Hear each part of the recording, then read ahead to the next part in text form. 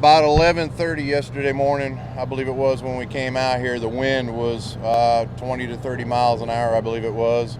And when we had the units inside the fire trying to protect exposures, it's the best way to put it. It's like a tornado going on in there that's on fire.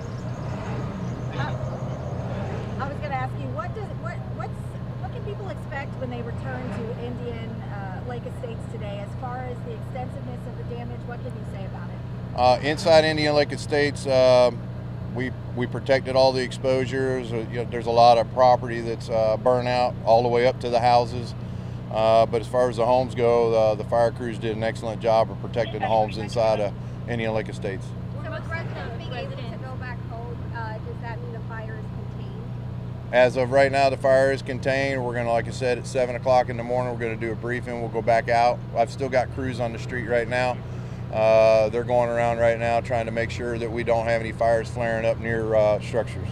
I know yesterday there was some talks of people not wanting to evacuate. How did that go as far as residents cooperating and talk about how important it was for them to get out of there? We ended up calling in law enforcement. We were able to get multiple units out here, and then they helped us go door to door, street to street, until we could get a hold of everybody and explain the importance of getting out. And at that time, we got a majority of the folks out that were in Indian Lake Estates, and all of the folks that were out in the immediate danger area. Is the fire contained 100%? It's not contained. It's contained, but the fire's not 100% out. We still got little spot fires inside the burn line, what we call. What concerns you guys right now? What's your biggest concern? Right now, really, we're feeling pretty comfortable about where we have it right now. So hopefully it'll stay this way. In the morning, forestry will come back out.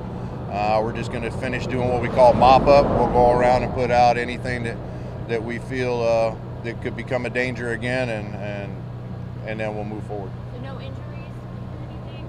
As of right now, we have no reports of any injuries whatsoever. What about your guys? Are they doing okay? Just tired. So do we know how the fire started? At this time, we do not. They'll finish the investigation in the morning or throughout the day to try to determine where it started. Can you talk a little bit about some of the things you had to do? I understand no hydrants in this area. You had to actually use a helicopter to drop water in. Is that right? We had forestry called in for 2 helicopters. We ended up receiving, because we had multiple fires throughout the day, different locations in the state, and forestry had to bring in 1 helicopter with a Bambi bucket.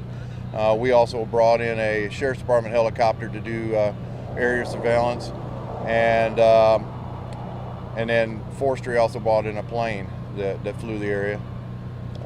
And that same aircraft that was brought in by the forestry will also be doing aerial surveillance to find out exactly how widespread the fire is. Right now we estimate it to be around 2,000 acres. However, of course, once they do the GPS mapping or when they do the aerial patrol, that's when we'll determine exactly how widespread the fire actually was in this area. And damaged any buildings and property? I mean, what do we know at this point?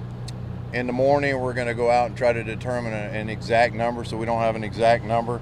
We did have some homes, some hunting camps on 630 that we know of, and some homes on 60 that we're going to go out and check out in the morning. But at this time, we don't have an exact number on. That some homes were destroyed, some property. On Highway 60, we believe they were homes, not hunting camps, and we're going to confirm that in the morning.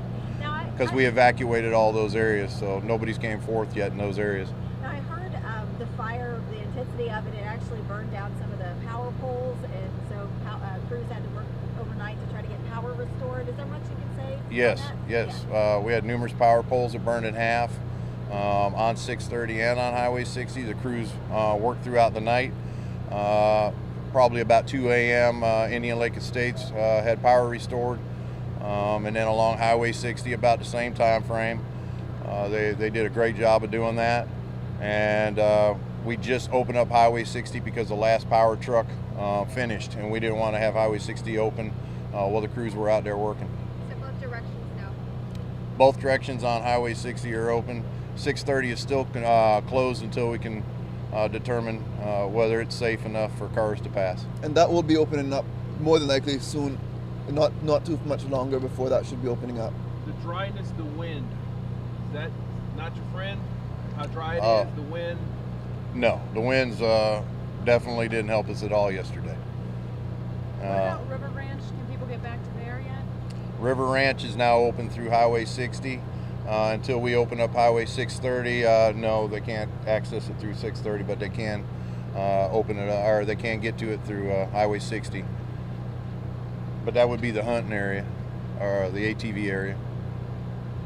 And then can you talk a little bit about with weather conditions as we make it into the daylight hours? I think one of the releases said there could be concerns about the fire reigniting, temperatures going up, humidity lower. Are those still concerns? The reports we got so far, the winds are supposed to be fairly calmer than they were today in the morning. So hopefully that'll work in our favor. Like I said, we really believe we've done a good job today, and hopefully, or yesterday and today, and hopefully everything will go well this morning. We'll just go out and finish putting out the spot fires and doing more overall.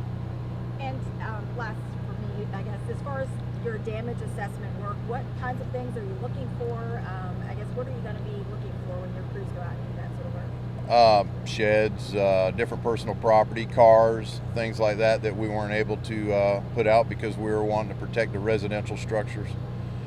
We did lose, items as such because the residential homes were our priority, and the safety of the people that live in them. Thank you guys. All right, Thank you. Give it another press.